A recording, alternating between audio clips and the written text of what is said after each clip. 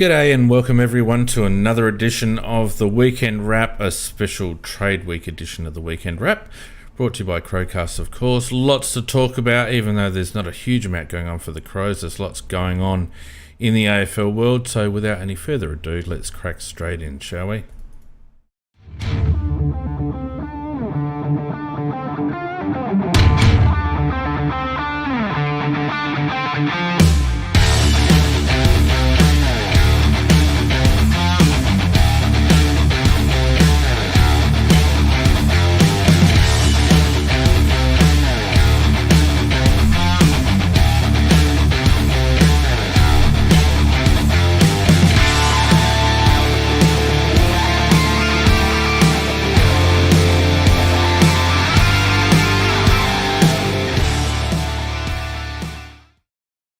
Macca, how you going, mate?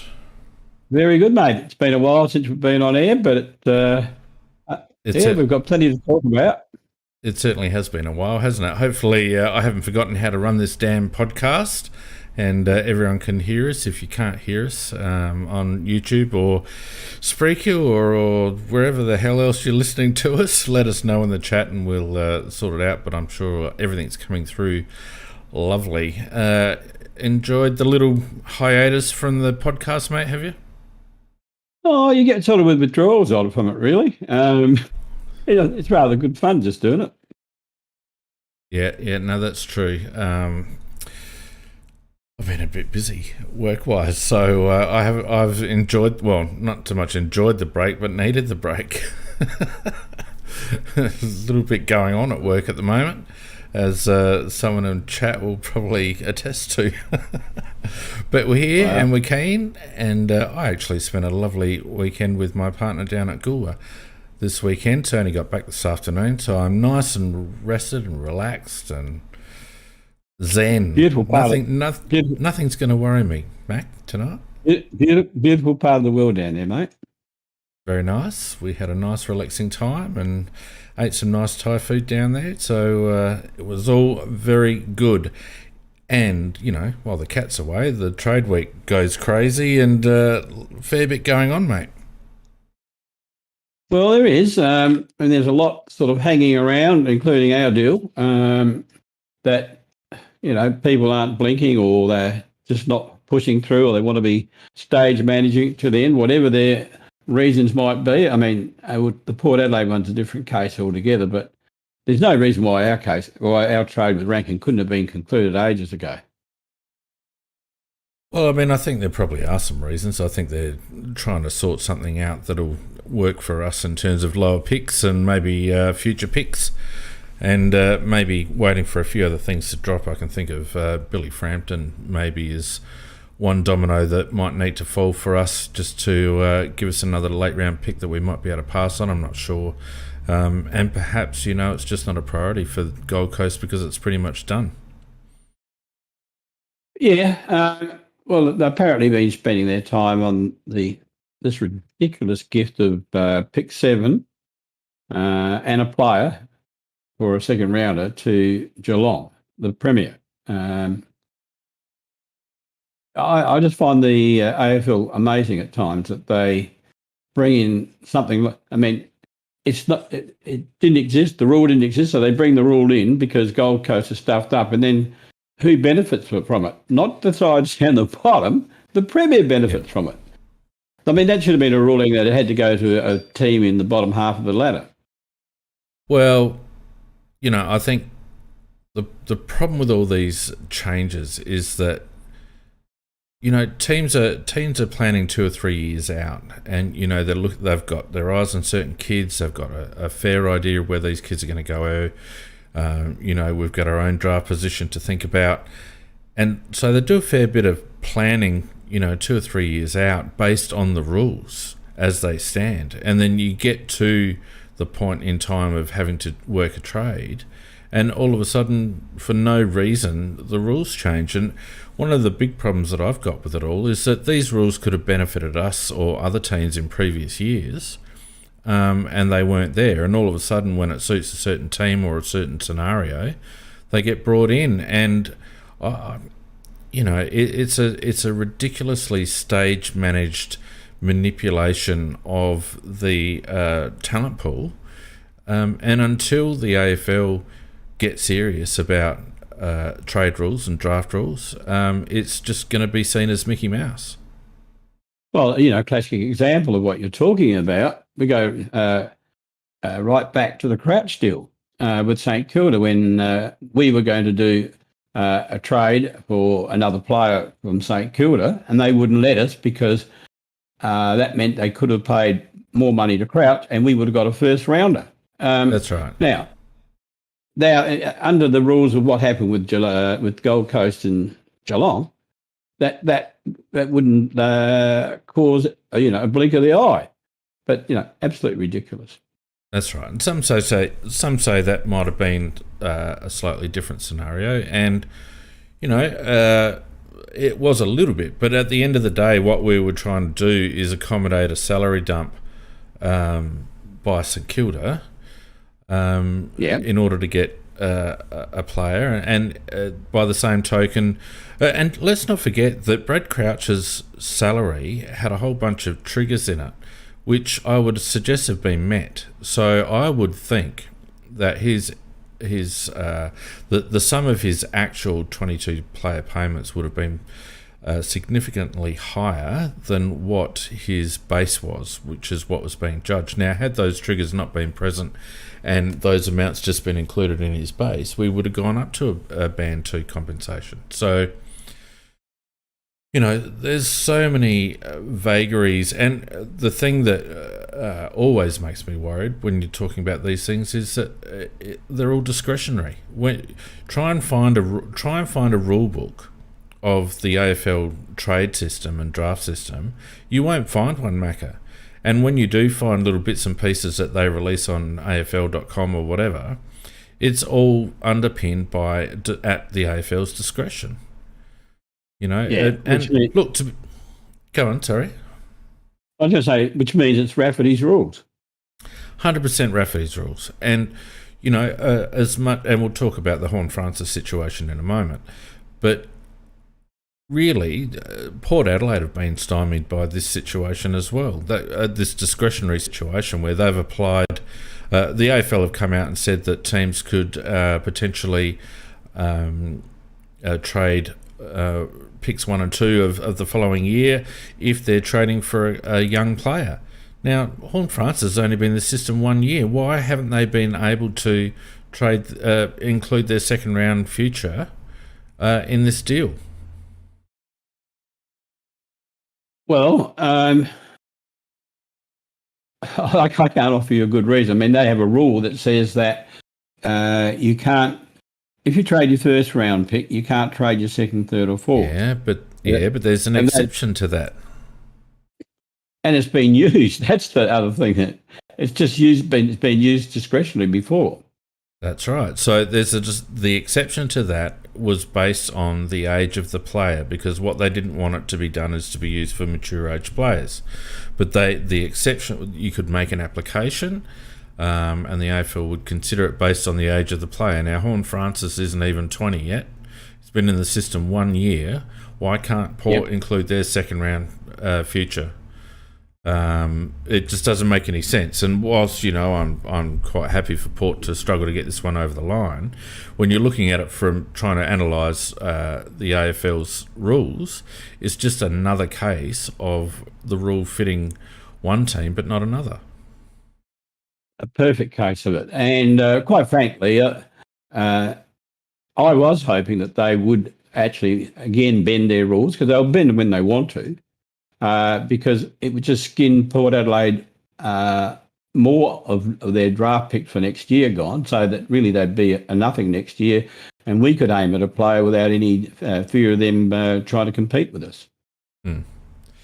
Yeah. So, and it becomes more farcical every year. Every year it becomes more farcical. There's more of these situations. Now, how the Premier is going to end up with the draft hand that they have is just ridiculous, and it shows a complete flaw in the system. They're going to end up with pick 7, Jack Bowes, They got Tanner Bruin from GWS.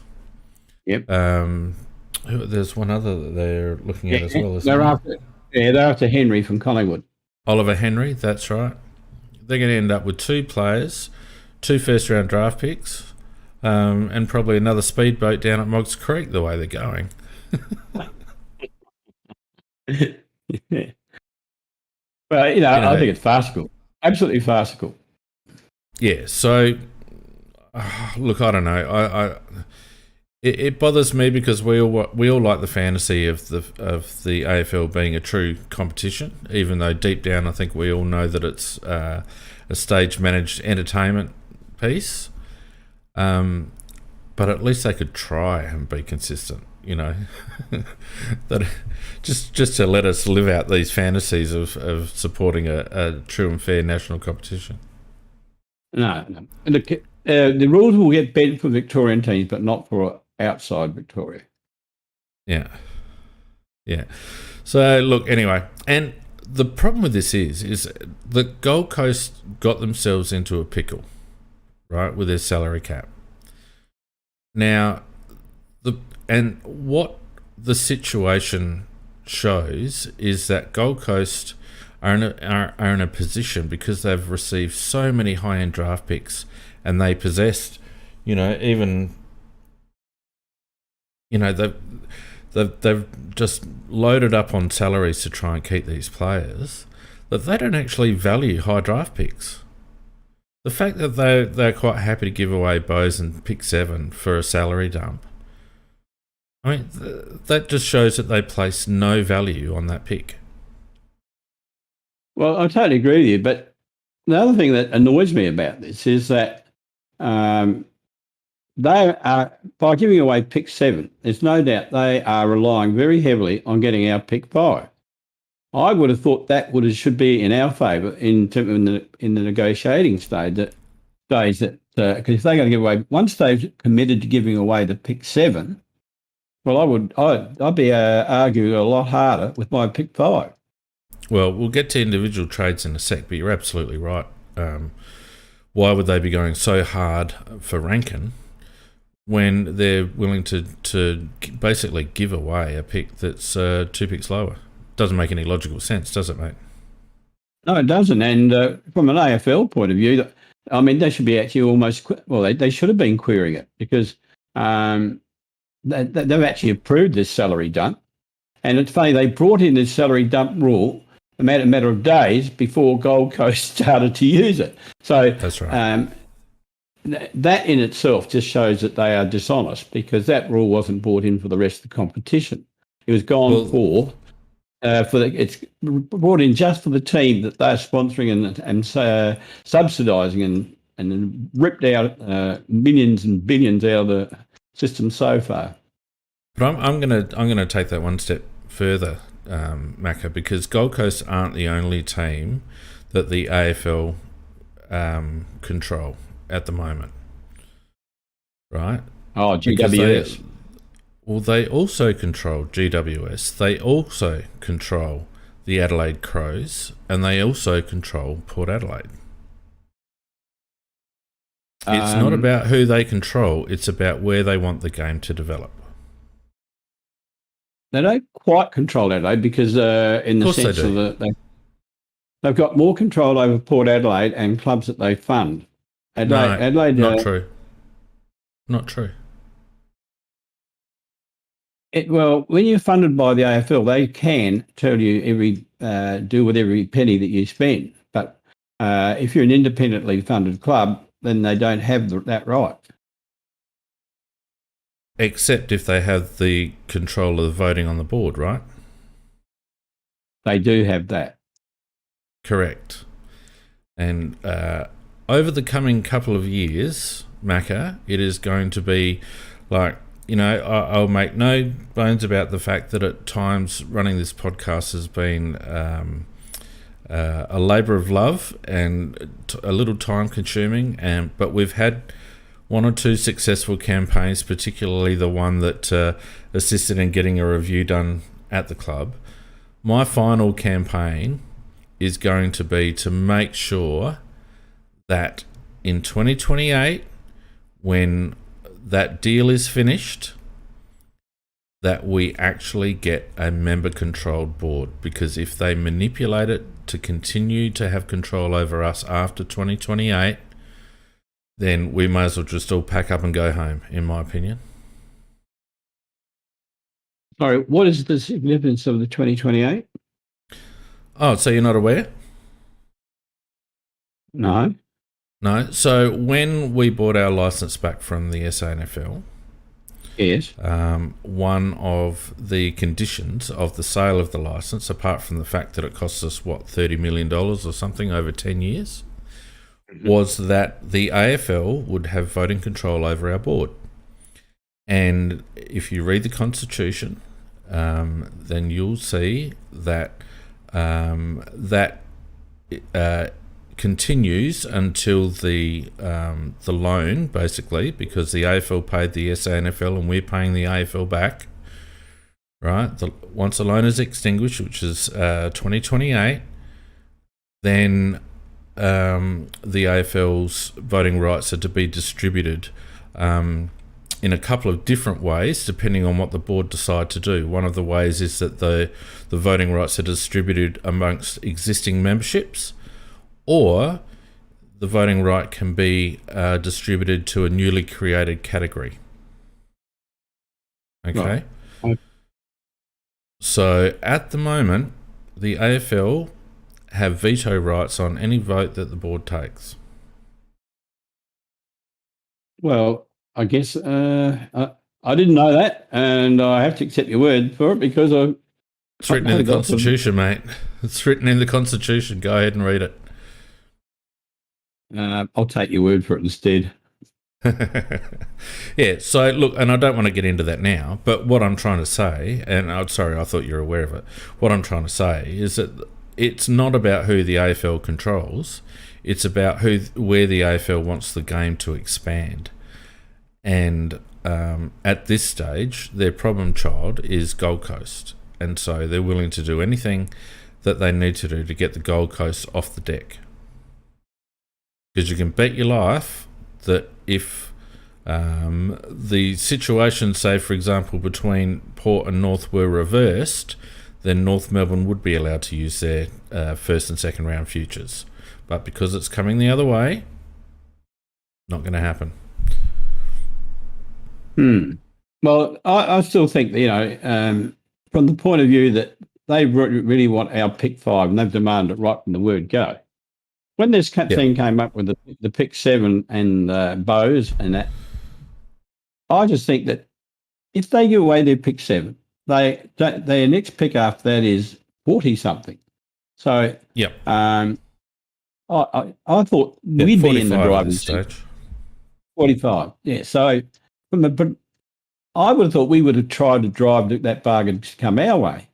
And well, let's just not get into specifics just yet, Mac. But I do agree with you. It's difficult to understand what's going on. But before we get into that, let's just see if we can run through. Go over. Let me see if we can just run through what's going on, what has happened so far. Okay.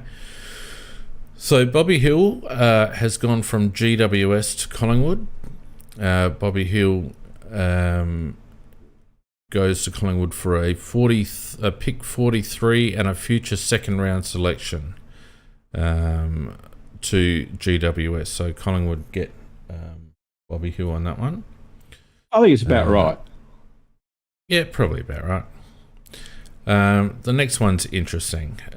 Tim Taranto to Richmond. Richmond gets Taranto. GWS gets the first rounder, which is around about 12, and a second rounder around about 19. What do you think of that one? It's probably a little light, but you'll never get it spot on. Really? You happy to wave that one off?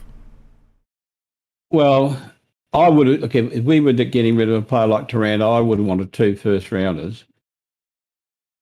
Best and fairest winner in their grand final season, Mac. Yeah. No, I would have been asking for 2 first rounders. I reckon it's a bit light. It's a bit light. Yeah. Okay. Blake Acres goes to Fremantle. Sorry. What? No, they've got their title wrong there. Blake Acres becomes a blue. Carlton gets Blake Acres. Fremantle gets a future third round selection. Stole him. He had a very good year. Very good year. Yeah, I reckon that's a bit light as well. Yeah, stole him. There's a weird little pick swap here. Melbourne gets a pick 27. Port gets pick 33 and 2 third rounders, 43 and 53. So, not quite sure what that was all about. From a points view, I think that Port are the winners there. Agreed. What have we got next? Griffin Logue and Darcy Tucker both go to North Melbourne. So neither of those. I thought Griffin Logue stunk it up when for Freo in the final series. So North get Logue, Tucker, and a future third. Fremantle gets a future second, a future third, and a future fourth. Yeah, look, I don't think they're good enough players to really debate too hard about. That's probably okay. Agreed. GWS does a pick swap. They get pick 15 in return for Brisbane's pick 21 and a future second rounder, which you would imagine would be, similar, 21, 22, something like that. Sorry, this is for who? So GWS get pick 15, or Brisbane's first round pick, which is currently 15. Yep. Brisbane get a second rounder, which is pick 21, and a future second rounder. Not sure I'm understanding that what that's all about. If we had pick 15 and we traded it for 2 picks in the 20s, Macca, do you reckon we'd all be jumping over the fence? But they have a situation, though, that they are trying to get a player from the Bulldogs, and that sort of that might maybe that what they've got favours in, but that it leaves them in a difficult situation to satisfy the Bulldogs. That's exactly right. So Brisbane have gotten rid of a first round pick for 2 picks in the 20s, one this year and one next year, when they're trying to get Dunkley to the club. So clearly they're after points for Ashcroft, right? And there's another player as well. Ashcroft and another player. Yeah, Fletcher. But how committed are they to bloody Dunkley? What they're trying to do is just to wear the Bulldogs down, saying that's all we got, that's all we got, that's all we got. So eventually hoping that they'll just give in. And because, they had a situation that they could have paid the appropriate ask for Dunkley.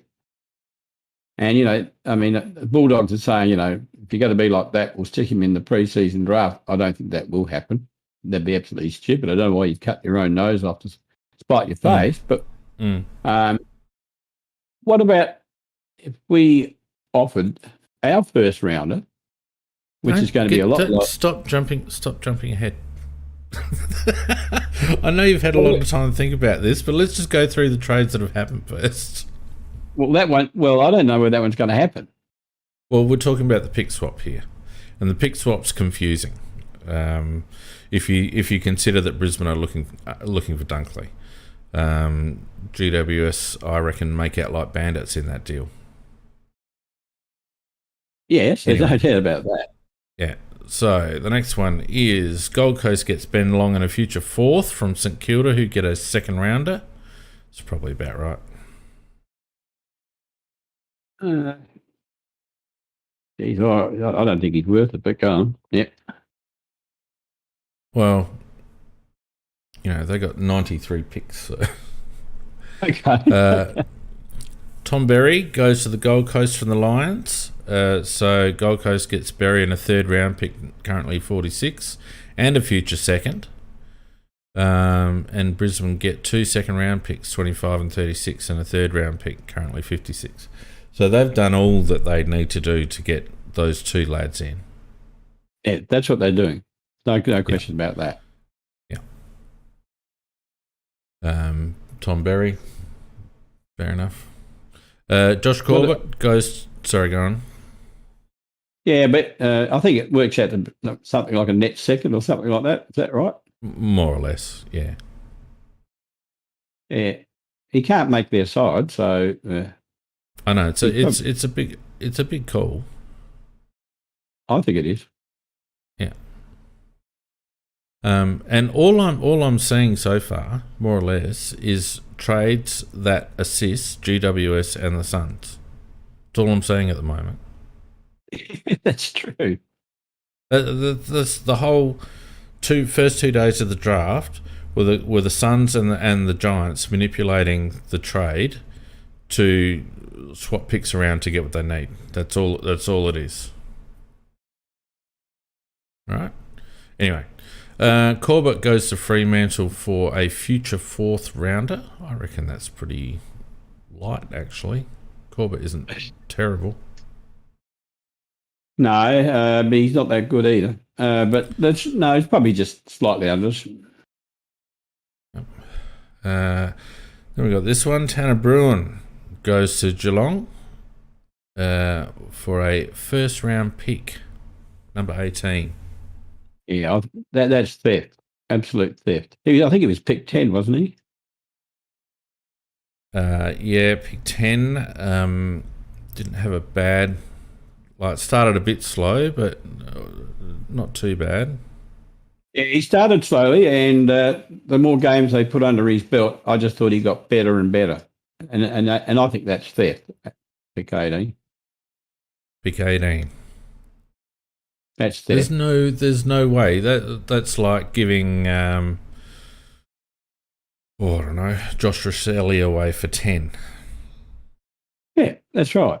It just he's been given quite a few games at AFL level, and as I said, he's got better and better as he's played each game, and so they're going to get the benefit of that and pay, 8 spots worse than what he was drafted for.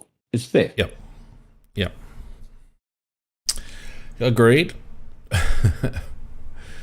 And then we get a weird little pick swap again. Geelong gets 25 and Brisbane gets 38, 48, 55 and a future second and a future 4th.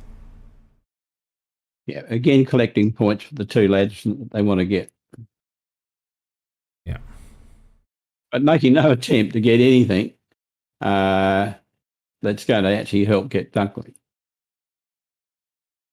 Yeah. So the thing of it is, Geelong are quite willing to give it. So let's just that's the last one I think on the list. Yeah.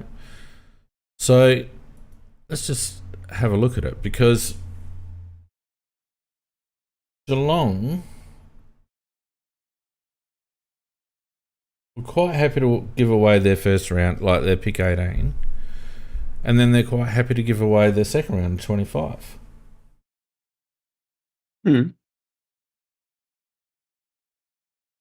So they would only do that if they know they're going to get 7 back from Gold Coast.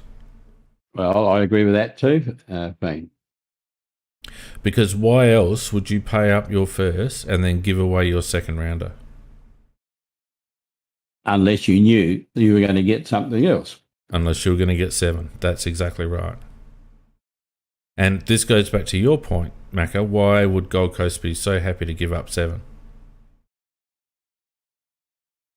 Well, because it's the only pick they've got in the first under 2 40. rounds is number 7. Yep, that's it. And So why would they they do that? Because they want 5. Yeah. But if they're that bloody desperate to go 5, then we should actually be dictating terms rather than the other way around. Yeah, all right. So you're championing at the bit to talk about this. So let's talk about this, right? Let's talk about the Rankine situation. So before trade week, I would have rated a fair pick for Rankine as between 8 and 12. Probably 8 and 10, to be honest with you. You're a bit higher, a bit lower than me, or higher, whichever, a better pick than me. I look back at Charlie Cameron. We traded him, and he was contracted. We traded 2 Throttles Charlie for pick 12. Yep. And at the time, we thought we made out like bandits, remember? Because Charlie didn't have a good year in his draft year. That wasn't his draft year. In his trade year, I mean. No, but the potential, you could see he had absolute plenty of potential. And he, at the stage, I believe he's shown more than Rankine has shown at this stage. If you go back to Rankine's career. Yeah, I disagree. I disagree with that. I don't think anyone would have projected Charlie to kick 50-odd goals for Brisbane in a season. I don't think anyone would have projected that. Well, I always thought he was going to be a good player, a really good player. It just, the more he played, and I thought pick 12 was fair at the time, and I would have thought pick 12 was fair for Rankine. Yeah, well, I would as I said, between 8 to 12 for me. 8 would have been a stretch. 10 would have been probably fair. Rankine's starting to show his a return on his potential in the second half of this year in particular. But he has taken a while to get going, Mac. He's had a few injuries and a few little off-field issues and all that. Went at pick, what did he go at? Pick 2, pick 3, whatever it was. Pick 3. Yeah. But what we seem to be hearing is that it's pick 5 without even a question, and and other stuff. And I'm a little bit flabbergasted. I don't quite understand why. Yeah, and as PJ's quite rightly suggested in the chat, we should have split pick 5 very quickly into 2 other firsts, and one for Rankine and one for ourselves. And we would have been able to do that and give them what would have been fair value for him. Mm-hmm. But it's Matt says it's very media driven. Well, it is media driven because I don't know what the whole media has got against the Adelaide Crows, but I mean, to carry on about saying that he'd been poorly advised and all this bullshit. I mean, he was a lad who'd been up there for 4 years and wanted to come home, for God's sake. And he was there for 4 years.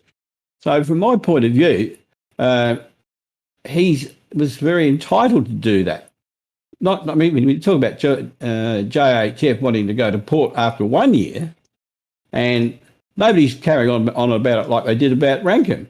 As if we were kidnapping him and forcing him to come down here the way they were talking about it. Well, David King's been one in particular that I think has been borderline racist because whereas he's supported, without any question, as you rightly point out, other people coming home, he's suggested more or less that Isaac Rankine isn't smart enough to make his own decisions, won't cope with the fishbowl in Adelaide, even though it's where he bloody grew up, David. And, basically talking about him as if he's some sort of an idiot. Now, I understand that David King is probably still taking the splinters out of his ass from the 98 grand final. But that said, there really is a stereotype coming out of King's mouth when he's not willing to make the same comments about other kids like Tanner Bruin, for example, coming home to Victoria. And it's really annoyed me, actually, the rhetoric around Rankine. And it started early on when there wasn't a lot of other news going around. But what's really annoyed me is that it's continued. David King doubled down just last week on it. And, He did. you know, it frustrates me, and I understand the club just wanted to fly under the radar and all the rest of it. But at some stage, I hope someone comes out and has a crack at some of these dickheads, because it's just so disrespectful to the player when it's not a line of questioning or a line of commentary that's directed at any other players apart from those that want to come back to a non-Victorian state. 100% spot on, Fiend. And it makes me so angry. And if the AFL had any balls about them, if they had any justice about them, if they had but if they had any sense of morality about them, they would actually be having a crack at David King for the comments that he made, because if you interpret them the way that you have, and they can be interpreted that way, it is actually racist and also suggesting he's a bloody moron as well. Absolutely. So, get stuffed, David King, basically, and try to get over 98. Anyway, so nevertheless, we've been and the only commentary that I've heard come out of the club is that Justin Reid came out and said pick 5 is sitting there and we're aware it's a very nice pick. Now, when a lot of people initially took that to mean that pick 5 was on the table, I took it initially to mean that it's there and we acknowledge it's there, but we also have a view that it's quite a valuable pick. So it's hard to know whether all the speculation that's coming out of, that doyen of truth and honesty trade radio is true, or whether we are trying to do something else that doesn't involve just a straight pick 5 and something else. Because to be honest with you, pick 5 to me for an uncontracted player is far too high. Way too high. And on top of that, if what is being reported is factually correct, and we don't know that yet, but not only is it pick 5, it's allegedly an exchange of future thirds and future fourths, and we'll get back a third. They've got 2 or 3 picks in the 40s, and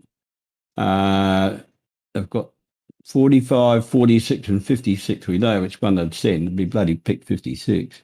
But we really do need another second round of back, I think, to balance up that trade. But at the moment, it's very one-sidedly in favour of the Gold Coast.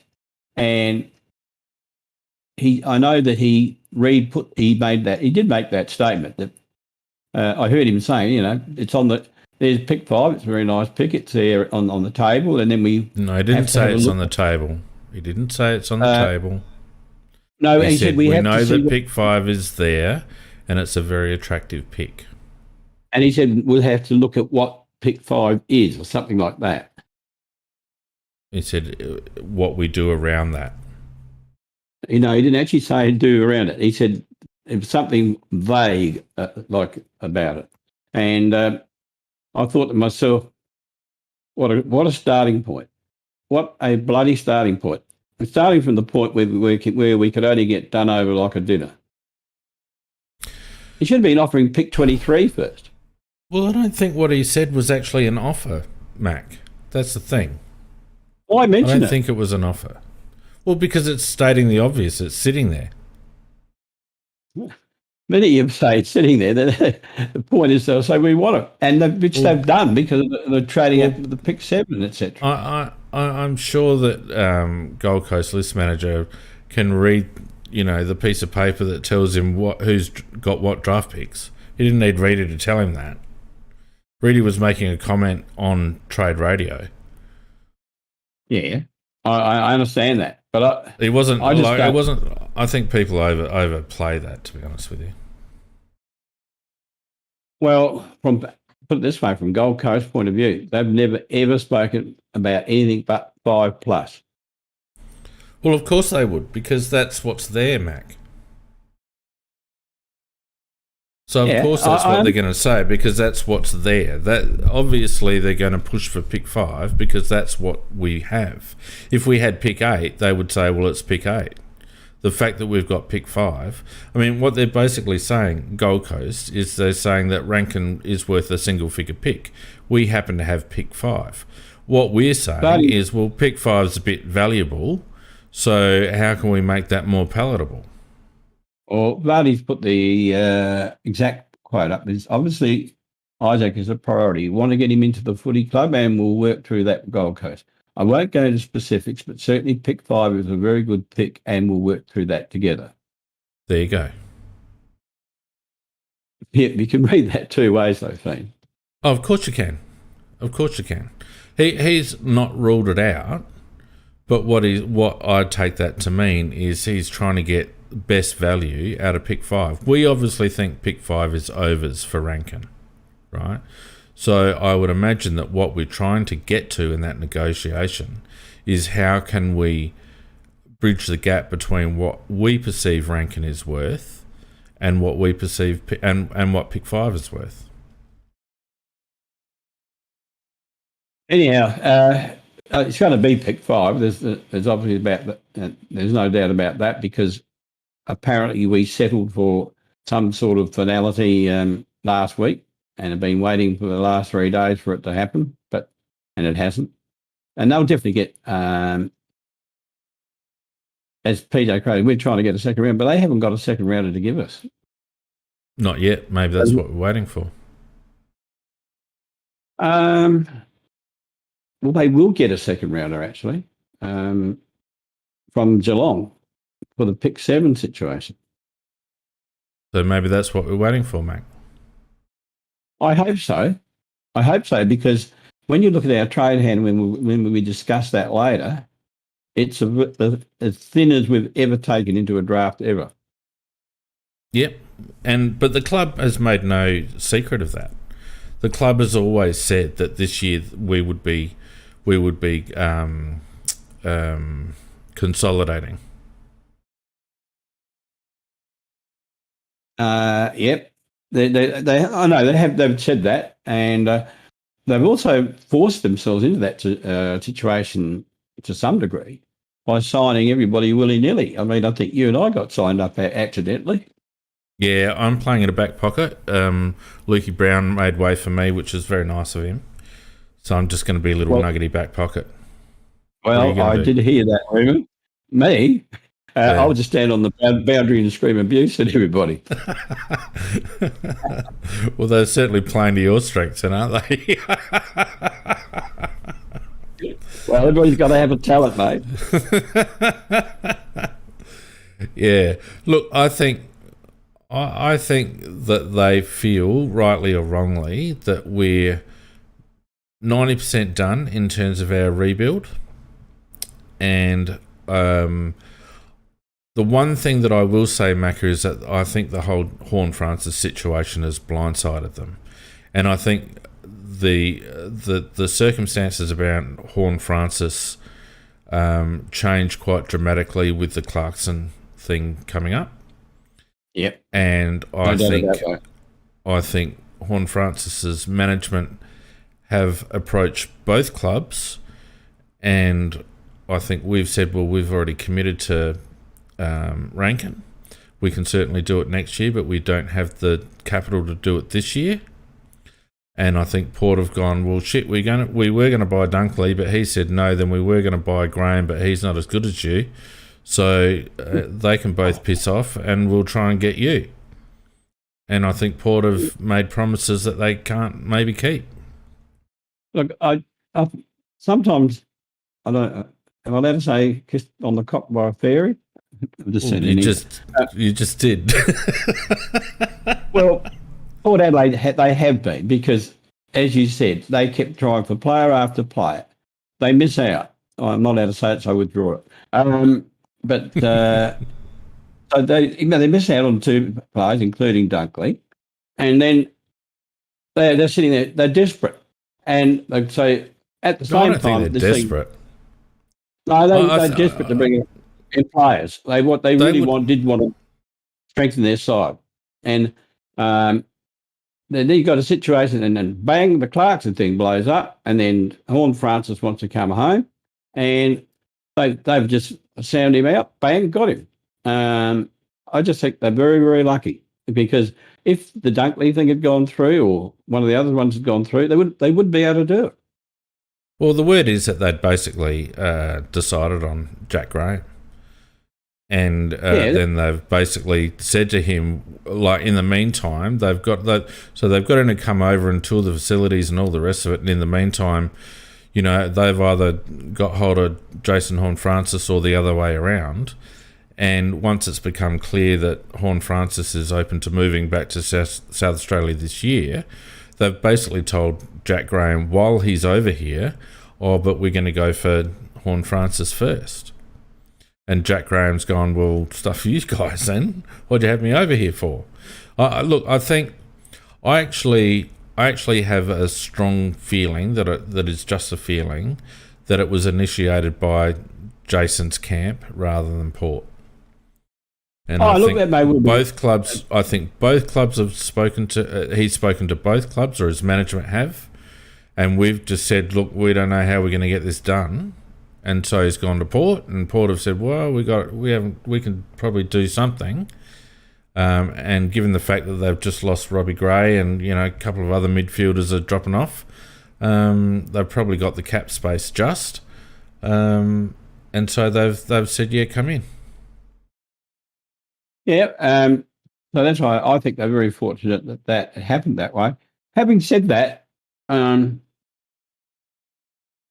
just on the form with, you really got to go back to South Adelaide days when he was playing SANFL to think this guy's going to be another Dangerfield, because what I saw running around last year in the AFL was a guy that didn't really want to be there, look sour, not a great team man, abusing his elder teammates, didn't do his ice baths and all that stuff properly. In other words, so not a disciplined footballer in that respect. And if he hadn't have got pick one, just say he was a player being taken somewhere in the draft, and you were going to take him, you wouldn't be offering all these picks at the moment. Yeah, but the fact is, you can't just disregard the fact that he did go pick one. And not only that, he was probably the most highly sought after pick one for quite some time. Highly enough that we were prepared to give, pretty much 3 first round picks with, I think, 1 second rounder coming back. That was our offer to North Melbourne last year, which I bet North Melbourne wish they took in retrospect. Yep. So you can't just discount that, Macca. I think some of this stuff has been overblown in the media. Jason was a pretty committed lad in his junior career. Played a pretty good season for South Adelaide in the ones, as, let's not forget, a 17/18-year-old. No, he did played well. North Melbourne did not handle his recruitment very well at all. They had, by reports, they didn't have him living with a player. They had him living on his own. We know that he's very family oriented, has a very close family connections, and it ended up being that they had to fly people over to like, we're talking about an 18-year-old kid, Macca. We're not talking about a mature age footballer. We're talking about an 18-year-old kid. And I'm really negative about all the bullshit that's flown around Twitter and around the media about Jason's attitude and all that sort of stuff, right? Because quite frankly, I don't think North knew what they had, right? Because they were prepared to knock us back and Richmond back with a similarly good offer. But on the other hand, they were very arrogant about it because they didn't treat it with any respect or with any. They didn't value what they had. You know, they've just No. got the most highly sought after first round pick for a long time, and they didn't do anything to make him feel anything other than any other player coming into the club, and I don't think that's right. Well, I don't think it was even that good, Fiend, in the sense that he and Noble did not get along at all. And Noble was trying to put him down all the time because he thought, he's a big head, and he is a bit of that way inclined. But he started off okay. You reckon Paddy Dangerfield is a big head? These champions are like that. I was going to say most of the stars are, but yeah, instead of like working with him to try and get the best out of him, he was sort of slamming him all the time in mentally, and JHF just isn't used to that, and he's not made that way, and he doesn't take it very well. And you look at the first game he played for North Melbourne; it was an excellent game. He started off with looking like he was going to be an absolute star in his first year, but then that he just deteriorated the longer he was there with them. So you're quite right when you say that he probably will be as good as he's supposed to be, but he's been set back a year. That's all. I just don't like the way, I mean, you can't control social media, but social media gets fueled a lot by false or misleading or reaching media reports. And I don't like the way the media has handled this situation at all. And I think, to go along with the rhetoric around Isaac Rankin and one or two others in the past couple of years, I think it's dangerous territory for the media to be so scathing about a kid who hasn't even had his 21st birthday yet. Oh. And without any examination at all about how the club has handled that recruitment. So we're talking about a situation where you and I, all of a sudden, because we've been shit, we get handed $1 million to buy something, Macca. So we go ahead and we get offers from other places to trade that $1 million for stuff, but we have our eye on a certain thing that we want to spend our $1 million on, so we say no to those other people. We go and buy our $1 million item, whatever it is, and let's say it's a bloody Ferrari or some shit, whatever, and then instead of parking it in the garage, we just leave it out on the street. That's effectively what North Melbourne have done. Yeah, good. It's actually a good comparison. Actually, they didn't value what they had, so you're quite right. In fact, I'm very critical of players who want to leave at the end of their first year, but I think he's actually got a reasonably genuine case in the sense of how he was treated, and everybody's got a certain nature and a way of behaving, and it's up to the clubs to maximise the output from that player by the way they handle him. And Noble just handled him shockingly. Yeah. So look, so there's many facets to that. You could go back to how the Crows handled their season in Jason's draft year. We go back to those couple of games that we won that we didn't need to, and all that sort of stuff. We could have positioned ourselves better. We did make an excellent deal that I think, in retrospect, North regret not taking for him. But that said, had we done that deal, we wouldn't have received Geordie Dawson. We wouldn't have got Josh Rochelle. Two excellent players, Mac. So look, you have a funny way of working out, and I'm actually quite happy with what happened last year in the end. Yeah. So Dawson, in 1 year, that's really good stuff. Yeah. So from that perspective, it's not a bad outcome. We got basically two players for three, including what we'd end up doing with pick 5 this year for Horne-Francis. So it's not the end of the world. Dawson, Rochelle, and Rankin for Jason Horne-Francis, as PJ puts in the chat. I mean, they're three pretty good players for Horne-Francis, right? Yeah, no, I'm very happy with what we got. Yeah. So I'm not dissatisfied either. That said, I did get a whisper that we were trying to do something, but I don't think there's anything to it. But I think that the reports of Horne-Francis only being interested in Port Adelaide are also a little bit overblown. I think that there's not been a quote from Jason or his manager stating that he only wants to go to Port. Has there? Um, Nope, there hasn't been. I think I checked again today. no, there hasn't been. But I think that was his preference. But I think he would have come to Adelaide if that was the only way he could get back to Adelaide because he was desperate. I was quite happy for us to draft him in his draft year because we spent all year talking to him. Yeah. Because at that stage, Port wouldn't have been a chance. Look, welcome to Razor too. Welcome to Razor too. We're talking about your favourite subject, Ray. Horne-Francis. Sorry, go on, Mac. Well, his real desire was not so much to get to Port; it was to get back to Adelaide. Absolutely. He used to fly his girlfriend up. He used to fly his mother up. He used to fly his three mates up there. He was just so homesick, homesick. He never socialised up with it up there at all, and he just wanted to get back to Adelaide to where all the people that he loved and the comfort and the situation of everything that he had in the past. He just didn't want to be there. Yep.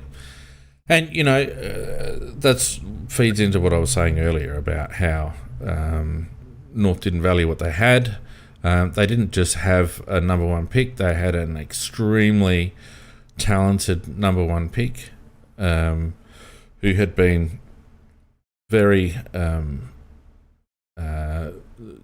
highly sought after, and they just didn't value him. And it doesn't mean you mollycoddle the kid, but it means you put good support systems around him. You give him good access to the what's important to him. In Jason's case, his family and his close mates. You put a bit of time into understanding what makes him tick. Where they didn't even interview him much before the draft. They were hardly in touch with him, right? Yeah.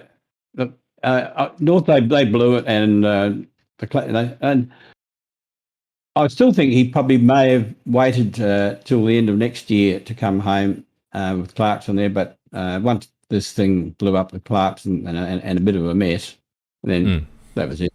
That was it. Yeah, and that brings us back to our point. I think that the whole situation from Adelaide's point of view has been thrown in a bit of turmoil because in terms of our planning, has been turned upside down, because I wouldn't mind betting that we were putting together a bit of an offer that we could have put to Jason and also to North Melbourne at the end of his contract next season. That's what I suspect. I would say you're 100% right, and that's exactly what we would have been doing. Yeah. So, and Inquisitor, your timing, mate, is impeccable. Inquisitor puts in the chat, should we pill it to Elijah Hollands? And I would say the jury is out on that. But it wouldn't bother me if we did. He's going to be a very good player, Fang. I watch all the games, and he got his opportunity late in the season, and he looked very comfortable right from the very first game he played there. And he only played a very handful of games, but one of them he was very dominant in as well. And I thought that was, for a guy playing in like just I don't know whether it's his third game or his fourth game, whatever it was, to play quite a dominant game. I was very impressed with him. He just has the ability to read the play well, to be in the right time, in the right place. He's going to be a very good player. So, I don't know that he's necessarily somebody that we've got to go after. There can be other players that are just as good, or maybe less expensive to get, or whatever. But if he was to come and we could get him relatively easily, which I don't think we could, But if we could, yeah, I'd be very glad to have him. He did extend at Gold Coast, which is fine. That doesn't necessarily mean anything, but he did commit to them, which shows a little bit of loyalty on his behalf. Look, so we've got some other things going on at the Crows. Obviously, Billy Frampton has been talked about as pretty much signed, sealed and delivered to Collingwood. You would expect, what, Mac? Third rounder? Future third. 30? Yeah, Third? Yeah, no, I think they're talking future third. We'd really like to get a third because we're so light on draft picks, and we've got a situation where, we've got a father-son situation that we would like to get hold of. I mean, once 5 is gone, but 23 is our first pick, and if we can get something back from the Gold Coast, whatever that is, that's probably going to be around the 50 mark. So it leaves us in a bit of a pickle of a situation. We need another pick in that range. Because our other pick is 81, and that means nothing. You don't get any points from pick 81. So we got a situation we really do need, not a future third. I wouldn't mind betting if we got a future third, we'd try and trade it into a pick. So Adelaide would be trying to get possibly 2 picks if it's possible around the 40-odd mark. Yeah. Well, it doesn't look like there's any takers for Fisher Macasey. It doesn't look. Yeah, you're right. That doesn't mean to say there won't be. At the moment, what tends to happen is that the big fish all go, and then there's a bit of sometimes you get the little fish first, then you get the big fish, and then there's a late fish when somebody thinks, well, he wouldn't be too bad. We've got a so Fisher Macasey is the late fish. Is that what we're saying? Yes. Just by coincidence. It took a long while to get to that punchline, mate. Sorry. Well, yeah, and look, I'm not saying there will be, but it's possible. Shoal, I thought that somebody would be interested. Just on in Fisher. And, sorry, Mac. Just before you move on, just on Fisher. With us getting rid of Frampton, do you think it'd be in our best interest to hang on to Fish? Yeah, I do actually. Yeah. Yeah, I do. So, it was only just that there was some talk about him, but that was Carlton, and then they've already said, I'm making somebody hungry talking about fish all the time. No, I'd keep him. Shoal, I'd trade him if I could get something for him, but there doesn't seem to be anybody out there now.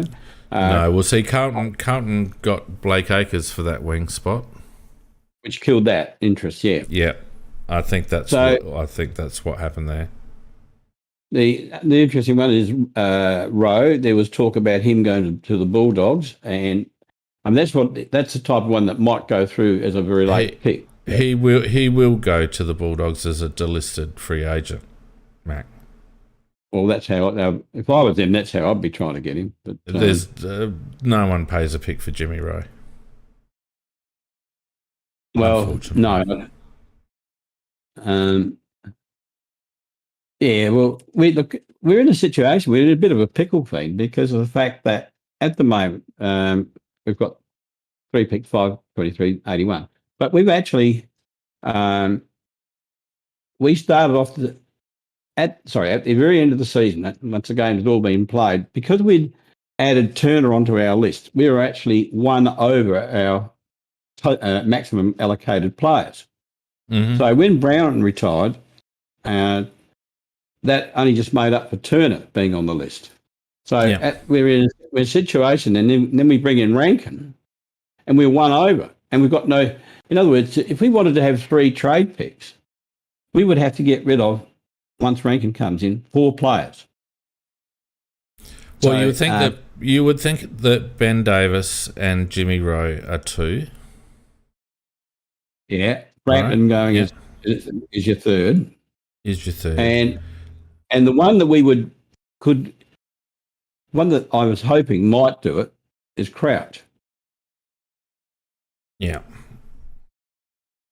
Now, there's allegedly some interest in. I think it's Crouch who said that there's been talk by 3 clubs talking to him, but at this stage his preference was to stay in Adelaide.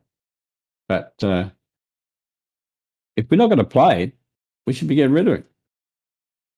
Well, he's on a 2 year. He's on the second year of a 2 year deal, Mac. No, I'm talking about by trade.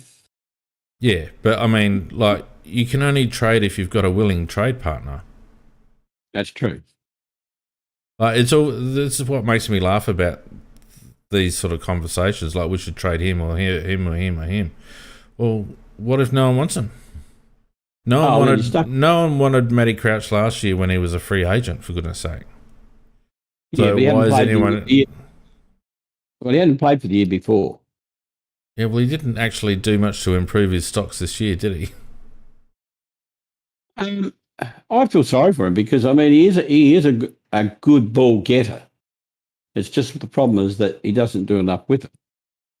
But I mean he has no trouble finding the ball. Yeah, well, I think he might. If he goes anywhere, he might end up at West Coast, I think. Oh, sorry, that was the one club that was showing some interest. But I'd take whatever we can get for him just to take him off the list, which creates a vacancy, and also would take the salary off as well. Yeah. Now we had. Was Seed on the long-term injury list last year? He was. Yep. Are you sure about that? Yep. Or was it Sloan? No, see, both.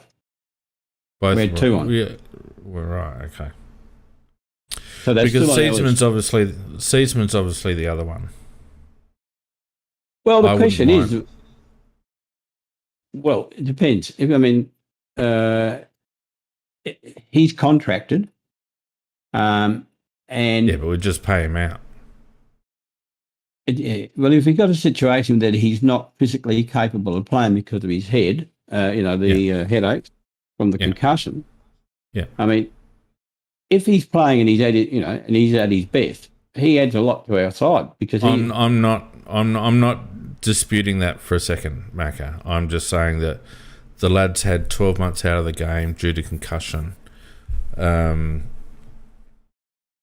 I just can't see that he would return. I mean, I know that Paddy McCartan is one that has come back. But I don't know. It's a stretch, isn't it? Well, they had different players in different positions. McCartan managed it by going from being a forward where you get your head punched all the time to going into the back lines where you punch heads instead. And he got through the season unharmed. So that was quite a brilliant move, putting him into the back line because he's got a lot of talent, a lot of ability, great, and he's a very strong mark, etc. Speeds, unfortunately, is in a situation where he can't play in a position where he comes from behind unless you play like at a half-back flank. But even then, you still can get crunched from behind. Well, and let's not forget, this another misnomer about concussion. It's not all about impact, Mac. It's about your head getting shaken, right? Yeah. Apparently, the knock that Seeds got wasn't like a big hit. It was relatively innocuous. And Seeds hasn't had a lot of concussions. Not like McCartan, who had about bloody 10 of them. He did, yeah. So... And we saw, with Tommy Lynch. Tommy Lynch used to worry me because he'd take a bump, not to the head, but just a normal bump, go to ground, and it'd take him a while to shake that off.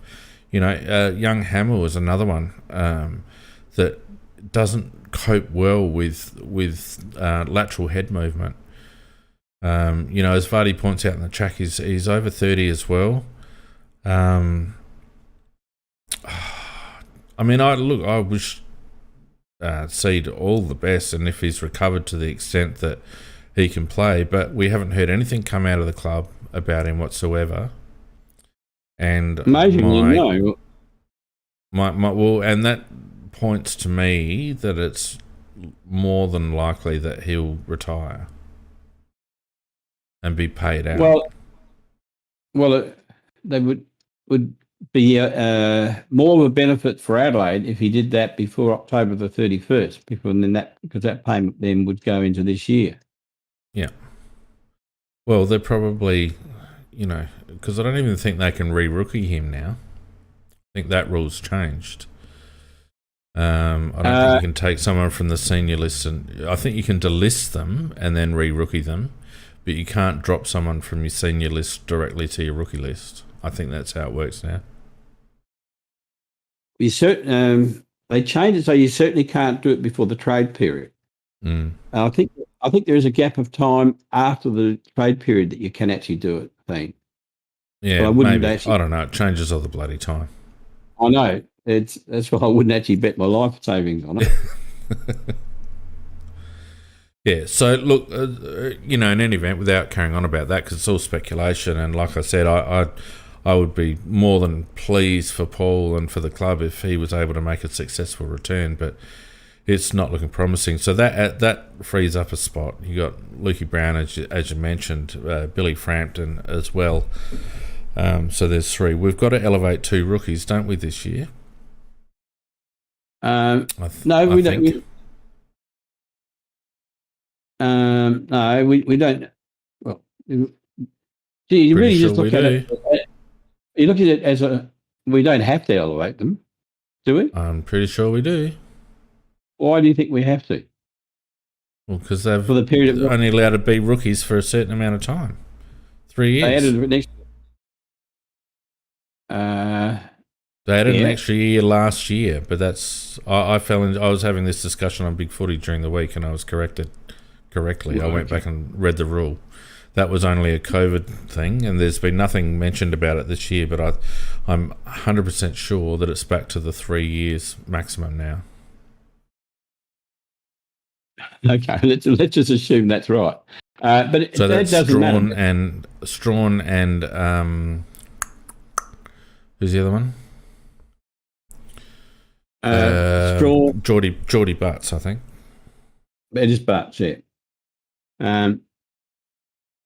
But you allowed to have 42 players, not counting the Category B players, and that can be made up of 36 and 6, or it can be made up of 38 and 4, or 37 and 5. So I'm sure they can juggle that around. I don't think that's the problem, Thane. The problem is more the fact is we're going to, as I say, if we're going to have 3 draft picks and we bring in Rankin, we got to get rid of 4 players. And I think the obvious Frampton going is 1, Rowe and Davis is 2, and whether Turner survives, that's 3. And if Turner survives, is going to depend on perhaps maybe Crouch getting taken up by West Coast or some other club. So if, let's say, none of those players that we've got contracted are taken up, then Turner won't get a Guernsey either.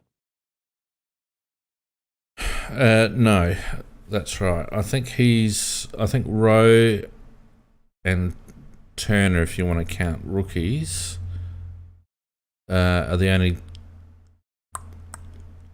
2 that aren't contracted so far? Oh, and Benny Davis, obviously. Our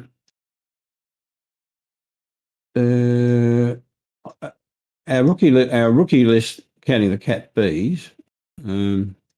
Well, you don't worry about the Cat Bs. They're neither here nor there. Take them out.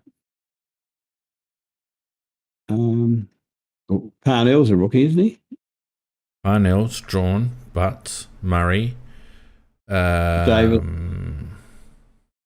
Davis, Turner, yep. But they can actually elevate 2 up and only have 4 rookies. So that's not the problem. The problem is just going to be who we delist. And somebody says Brown, Frampton, Davis and Rowe, but they've forgotten the fact that we added 1 on in Turner. So Turner was an extra because we had a player going on to the permanent injury list. So at the end of the year, you've got to either sign them up and get rid of another player or get rid of them. Yeah. So at the moment, well, I mean, I'm sure they'll work that out. The point being that we're only going to take 3. We have to take 3 in the draft, don't we? So yes, we can also do that. Well, you can also do that by using those picks to upgrade a rookie to the main list. That's correct. So, I mean, they can get around it. It's just a matter of they've got to just make the spot.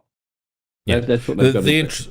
I guess the interesting thing from my point of view is that they've obviously drawn a line regarding Matthias Philippe, which surprises me a little bit. Disappointingly, yes. A bit of scuttlebutt around his attitude as well. That you know, who do you believe on those situations? But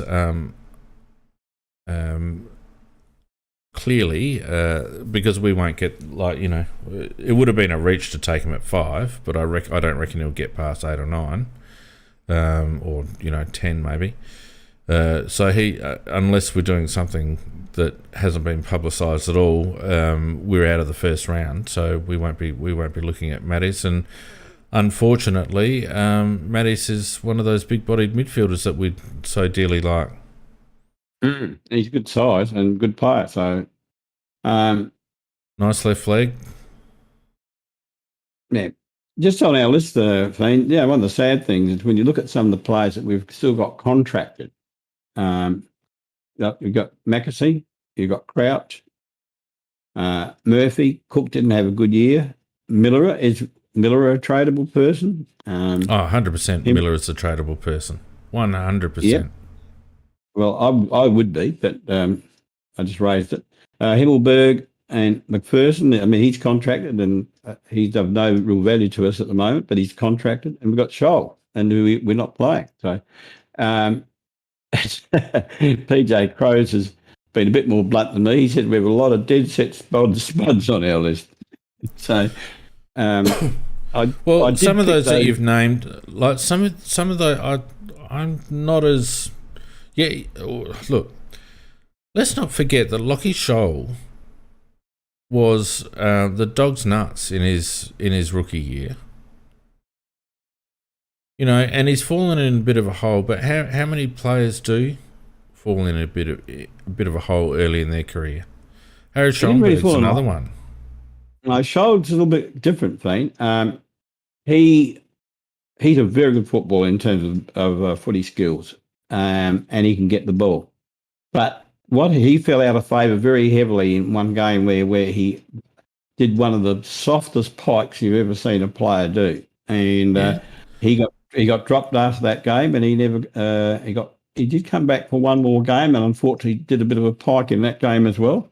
And that's not the way Nick likes the players to go. So it's really, as they're saying, he won't put his head in for the ball, blah, blah, blah. All that type of stuff. He's an outside player, and sometimes he really pikes it when he should be going in. It's very true. But he's got talent, mate. That's the problem. He's got talent. Yeah. So what I'm saying is that you don't write those players off straight up, right? You know, the ball is certainly in Lachie Scholl's court with regards to being able to bounce back and put his hand up and make himself a worthwhile team member. And God, you'd love him to be on the outside, delivering the ball into the forward line, just the same as the guy before him, Rory Atkins. You know, when he was able to get on the end of a few and deliver, he was fantastic value. Look at the career that Isaac Smith has been able to forge for himself at Hawthorn and Geelong. He's a dual premiership player now, Isaac Smith. And Geelong specifically went after him so that he could deliver to their two forwards, right? There is value for those sorts of players, but you're right, Macca, they've got to be able to go when it's their turn to go. And that's what Lockie's got to bring to the table. And that's what Rory Atkins couldn't bring to the table. You know, not instinctively ball getters, but are able to go when they need to go. So that's what Lockie's got to bring. Braden Cook, people are terribly harsh on Braden Cook. It's his second year in the system. He was very, very raw to come in the first place. He's ultra talented, and people are like writing him off, for God's sake. Oh no, I'm not writing him off. No, he just had a poor year, but it's his second year. Look how long it's taken Josh Worrell to come on. Josh Worrell looked all at sea in his debut game. He did. He really looked lost. But in that one-off game that he played, but gee, he really did play well when he came in this time. So you're right. A year can make a 12 big months difference later. to you. Yeah, Absolutely. You get them playing a year amongst men, you get a year's worth of conditioning into them, you get them feeling confident and like as if they belong. You know, there's a lot of people very quick to write off players and, you know, call them spuds and call them useless and all the rest of it. Players don't get to be the best 600 players in the country if they haven't got a bit of something. Right, and they're not all players need to be stars.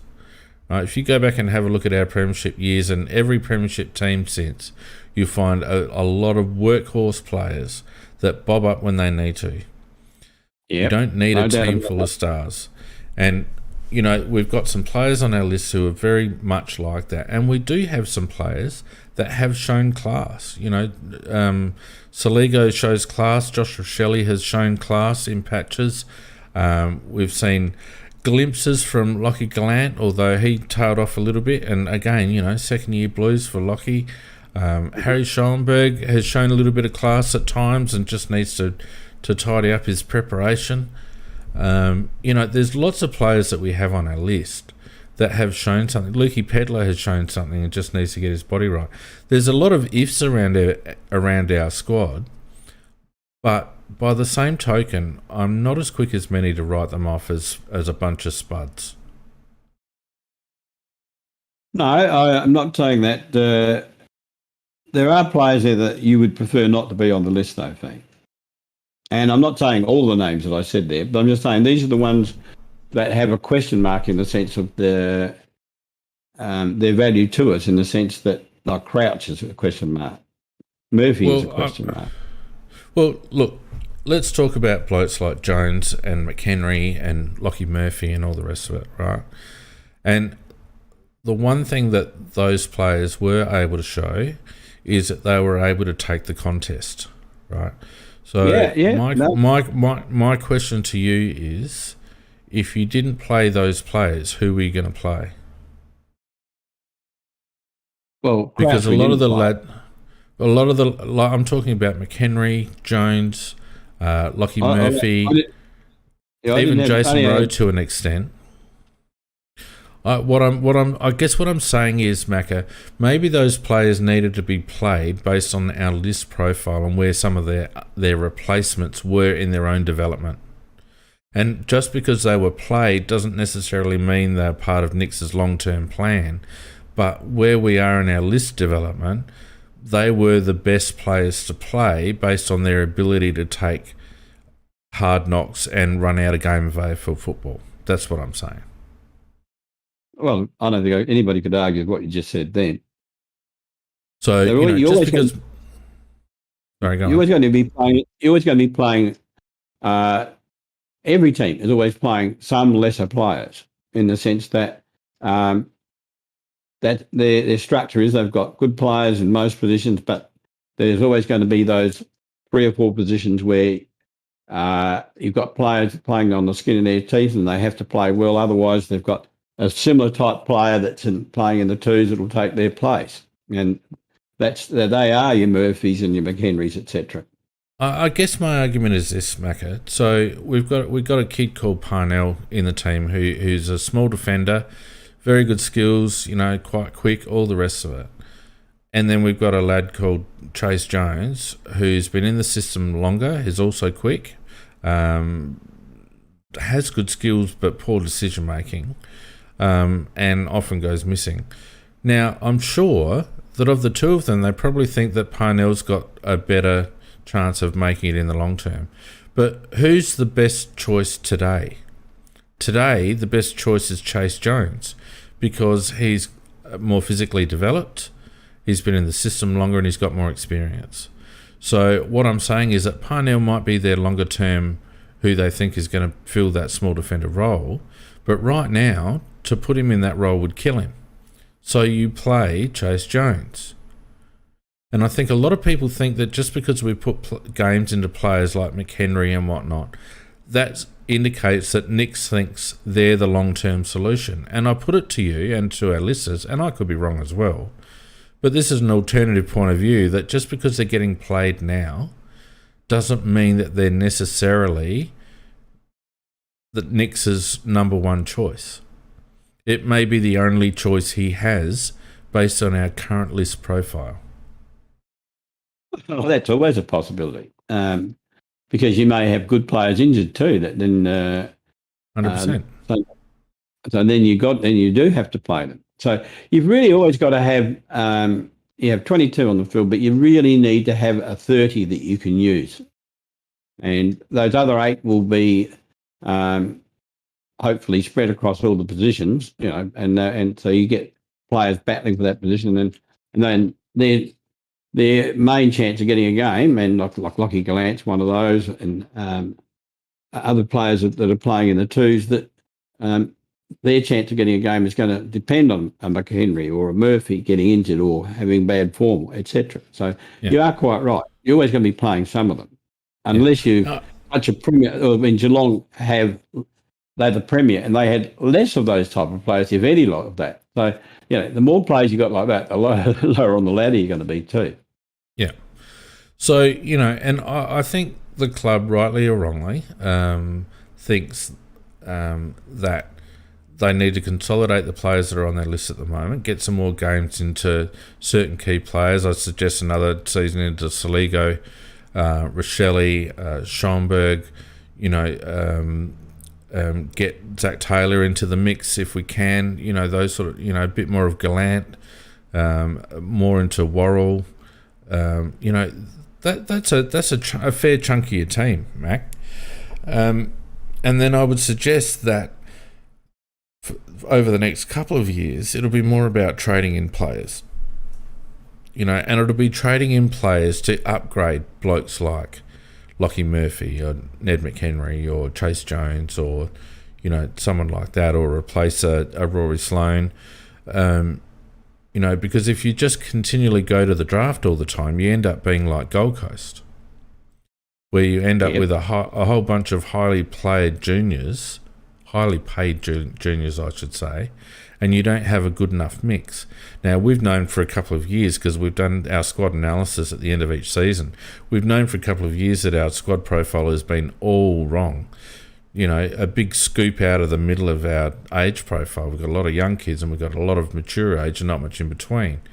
So the club has to address that, and that just takes time, And I think getting another season or so into some of those lads like Pedler, etc., and actually finding out what they can do with 50 games under their belt, like we've done now with Chase Jones and Lockie Murphy and a few others, it allows us then to see, all right, well, who do we need to trade for? Well, that's the next question I was going to ask you, Feen, in the sense that I think our forward line is as good as any other forward line in the competition in terms of potentially talent, and a lot of it is potential. But if you look at also in terms of actual as well, there's a lot of talent there, and we brought in Rankin as who hopefully will do a bit of on-ball work as well. But in terms of talent up forward, I just think we, as a club, should be very happy with what we've got. In terms of midfield, we've got what I would call a medium midfield. We've got players that are Laird plays very, very well. He gets a lot of the ball. And then we've got a few young lads that are on the rise, but we're not quite there, I don't think, in the midfield. And I don't think we're quite there in defence. So where I was building up to there with that, let's assume that we've got pick 23 and somehow we've managed to get in, say, a pick 40 and a pick 50. We're obviously going to take Michelini, and I'm not sure where he's going to come, and he might be as early as the pick 23. We might have to use it. I think he'll be in the 30s. Well, if he's let's say he is in the 30s, and what would you be using pick 23 on, Feen? Would you be looking for a mid? Would you be looking for a defender? I haven't had a close enough look at the players available at the draft, but if let's just say that all types were available, that's a theoretical question on that basis. Yeah, Yeah, I'd be looking for another midfielder because I don't think you can have too many midfielders on your list, particularly in our current situation where we're still not, our midfield is not settled. No, it's not. You know, I would suggest that I would suggest that we've got a couple of pieces of our midfield settled, Mac. I think that you know, and this all depends on the fact that they depends on whether they continue to trend the way they've been trending. But I think Sam Berry is going to be a mainstay of our midfield for the next 10 years. Jake Saligo is shown that he can hold down a midfield role, in my opinion. But then we've got the jury out on quite a few. Right, the jury is out on Schoenfeld. The jury is out on Lukey Pedler. You know, we don't know whether Josh Shelley will be able to have stints in the midfield, although the times that he did run through the midfield, he looked good. Same goes for Isaac Rankin, assuming he comes into the mix. Yeah, I mean, even if they went like 20-80, like 20 in the mid and 80 up forward, and it's still 40% added out of some very quick little players. Yeah. I remember saying a few weeks ago, Schomburg, sorry. I remember saying a few weeks ago that I think what's going to be most important next season for our club and for Matthew Nicks is to see whether our style of play changes, because I think that's actually the key element, Macca. We need to be able to change from a hard-hitting, ball-gathering team to a team that can transition the ball better and run the ball better. At the moment, we're all about effort, right? And that often with young teams, developing teams, it's all about effort to start off with. If you look at the teams that Paul Roos has developed, it starts with defensive pressure and effort around the contest, right? And then you get a little bit of finesse after that. And I think Matthew Nicks has done that. He's developed us into a team that rarely gives up, that always provides a contest, and is very good at scrapping, right? But in order for us to take the next step, we now need to be able to get some silk into the way we play, to be able to move the ball quickly on the outside and to be able to deliver better. And if we go through the first, half a dozen rounds of next season and we're still playing this scrappy contested game, I think that will be a real red flag in terms of what Nicks's next stage of his development plan is, because I think now is the time for some of these players to be able to take that next step in their development, to be able to move the ball a little bit better and with a little bit more aggression in terms of how we move the ball rather than at the contest. Yeah, I can't argue with that. And I think really that starts more from your backlines than your half backline thing. We really need a brilliant distributor off the half back line. I don't think we do. I think we've got a few of those. Well, you'd be talking about whom? Well, Geordie Dawson has shown that he can distribute off halfback. Mitch Hinge is a very good distributor off halfback. Parnell can move the ball off halfback. Chase Jones can move the ball off halfback. Yeah, How many do you want? How many do you want? As many as you need to win the bloody game. Yeah, I know, but you can only play 6 down back. Oh, yeah, and I think we won tall short down there as well. No, I don't think so. Butts and Murray are fine. Well, that's what you're pinning your hopes on then. The Butts Murray Duday combination. And Worrell. I forgot about Worrell. You got Worrell as well. Yeah. And actually, I don't think we're in bad shape down back. I actually don't think we're in bad shape down back. So you're saying it's the mids we really need? I think it's outside players that we need. And that's why I'm hesitant to discard Lockie Scholl, because we need players that can run through the middle of the ground, Macca. We need players that can provide options through the middle of the ground so that we can change lanes, so that we can hit those diagonals. You know, at the moment we're just up and down the line. Our switching is very slow. You know, we're all about holding the ball in and try to win through, you know, winning stoppage clearances, etc., and just bundling the ball forward. You know, I think we need a little bit more around that. I think Jake Saligo can provide some of that. I also think potentially Lockie Scholl can provide some of that. And also think a bloke like Harry Schomburg can supply some of that as well. But they need more time to develop. And they need a game plan that promotes it. You know, a bloke like Harry Schomburg, for example, he needs to build a tank. He needs to be able to get into as many dangerous spots as possible, because if he gets the ball in space, we've seen that he can use it creatively. Under pressure, he's suspect. You know, when he's asked to get the ball inside, he's suspect. But give him a little bit of space, and he's a good distributor of the ball and can be very dangerous.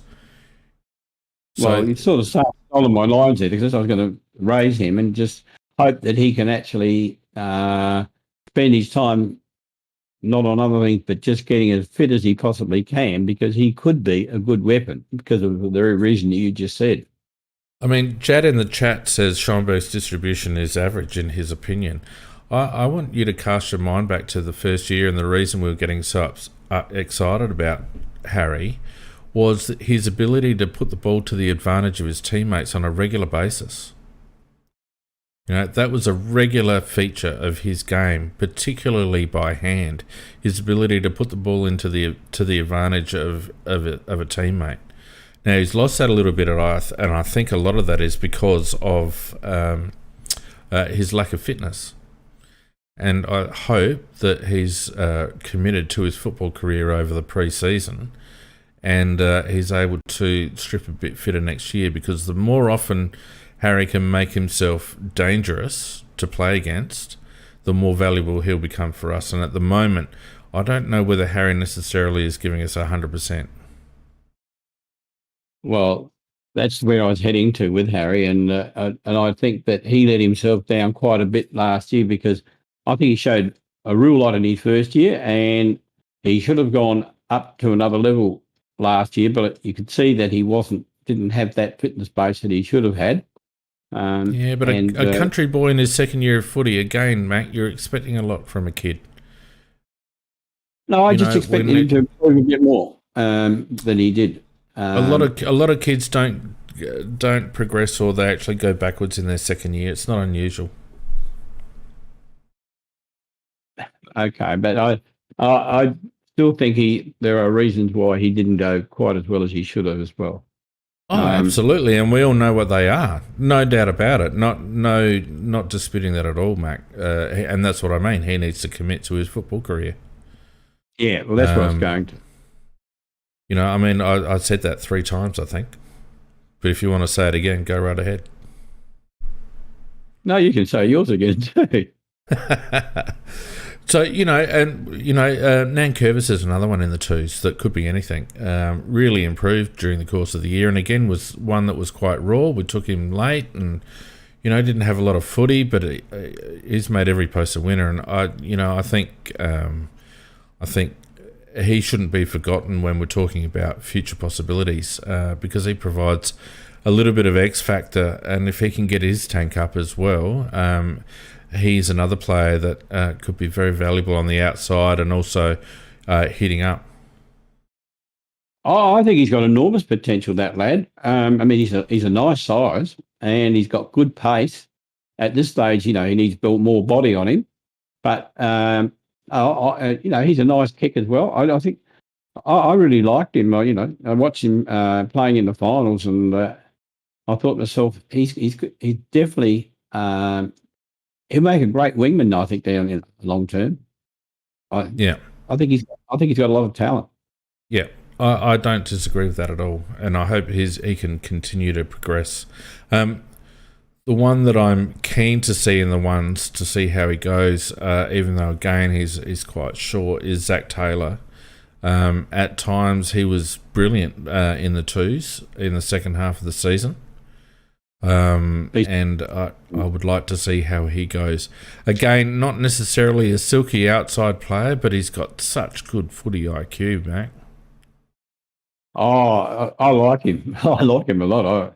I think he's got a good footy career ahead of him too. I definitely think he's going to make the grade as well. It's a pity he's small, but he's an in and under player. He can. He's got good pace. He uses the ball pretty well. No, I liked him. Yeah, Jad's right. They did pay attention to him in the finals, particularly after the first final against was it Norwood? Yeah, I think. Yeah. I think that the second game they really sat on him a bit, which is a feather in his cap for a young kid. Pedler obviously is the one, Mac. You see Luke Pedler play when he's running on top of the ground, and you think, by goodness me, he could be anything. He's got it all. It's just a matter of him staying fit and putting it all together, because, I mean, his kicking is beautiful, and he's got good hand. He could be a real gun player if he just gets everything, get the whole act together. His fitness, continuity of playing games, etc., etc. Because some players haven't got it. He has. It's just a matter of us being able to keep him on the park, and so he can get it out of him. He actually, pardon me. He actually reminds me a little bit of Jack Viney when Jack Viney was a similar age. That real powerful player that can just burst through and use that left leg. That's who he reminds me of. Oh, it's a magnificent left leg. I mean, some of those goals he kicked in the final were superb. Yeah. So, I think the club will be hoping like hell that he comes on and he's able to keep himself on the deck, and I'm sure that Burgess has made a special case out of him. So, look, I guess all that discussion is basically to underpin my own view, and you might have a different view, Mac, and the people in the chat might have a different view, that the club is probably justified just to sit and hold this year on the squad, in my opinion, because there are a few players that they probably don't have an answer to yet.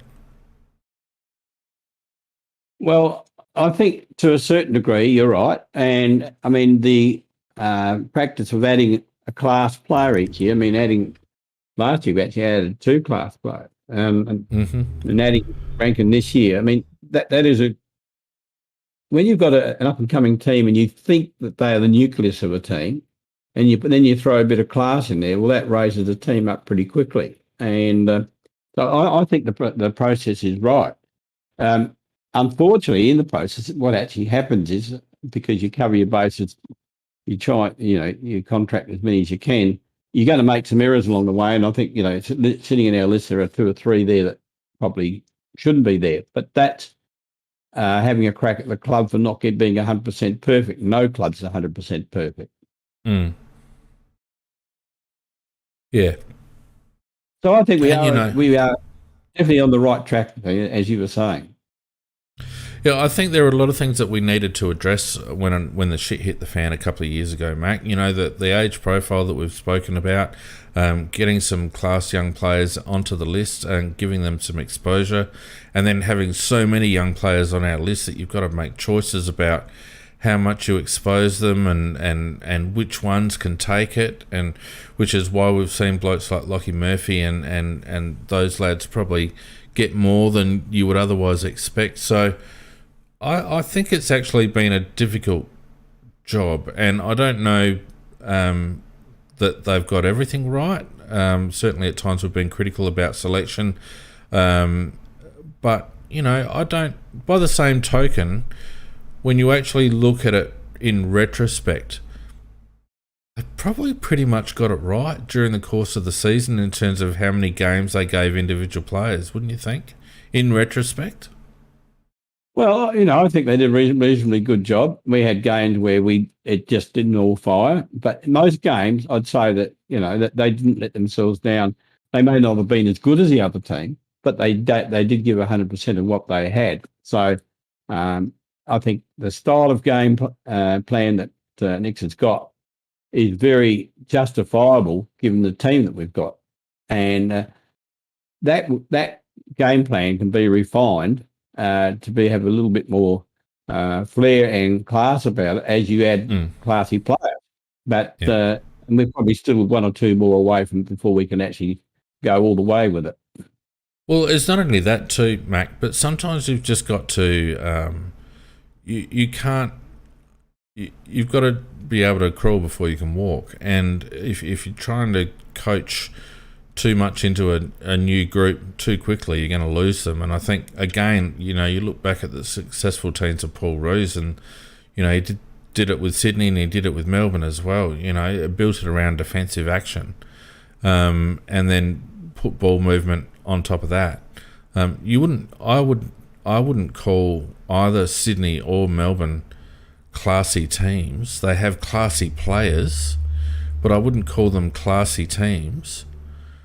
But I would call Melbourne, maybe not so much this year, but certainly in their premiership season, very reliable teams, very consistent teams, and every player knew their role. And I think that's the type of squad that Nix is building. We will have some classy players, but I don't. You look at the flashy teams like Western Bulldogs, and that can often come undone real quick, can't it? Because Western Bulldogs don't have a lot of defensive action to their play. It's a very interesting concept. When you look at the Bulldogs, they've got probably more individual stars, certainly in their midfield, than any other team. But they don't win. They didn't win too many games, But they don't get the reward for the class that they've got. Because of the way they play, and also because of where they lack certain positional players. They've always concentrated on getting midfield, and that's been at the expense of winning game ultimately, because they just haven't got a good defence and they haven't got a supreme attack. And whereas I think when you were talking about Melbourne before, I mean, they had a complete team. Not necessarily all being stars, but they were all on the same page as how they were going to play the game. Yep, 100%. And they had, some of their players there are average players. Means they had some star players and they had some medium players and average players. But it doesn't matter. If the player that was number 21 or 22 on the list, he was still playing the same style of footy. And so if they got a player injured, they had somebody to slip in, and that's why they were so good all year. Last year, it didn't. They had a few hiccups, and it just didn't quite work for them. But I think attitude was a problem last year for Melbourne. I think you might see them bounce back pretty hard next year. Yeah, you could well be right.